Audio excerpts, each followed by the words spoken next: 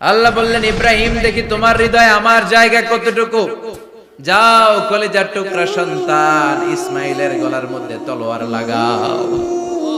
সাইয়েদনা ইব্রাহিম বিয়ে করার পর থেকে আল্লাহর কাছে চাইতে চাইতে শেষ, মাগা সন্তান হয় না। ওনার প্রথম সন্তানটা হয়েছিল সাইয়েদনা ইসমাইল যখন জন্মগ্রহণ করেছে, ইব্রাহিমের বয়স ছিল 86 বছর।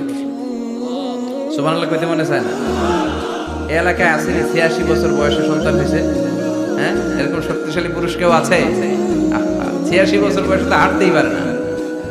কথা কর। সাইয়েদনা ইসমাইলকে যখন আল্লাহ তাআলা সাইয়েদনা ইব্রাহিমকে উপহার দিয়েছেন, তখন সাইয়েদনা ইব্রাহিমের বয়স, চিল্লায় বলেন কত? 86 বছর বয়সে যে কলিজার টুকরা সন্তানটাকে হাতে পেলেন, চাঁদের মতো সুন্দর ছেলে। আল্লাহ বললেন, দেখি আমার হৃদয়ে তোমার জায়গা কতটুকু, ইসমাইলকে জবাই করো। বলতে দেরি, ছুরি লাগাতে দেরি হয় না। এরপরে উনি ওনার কলিজার টুকরা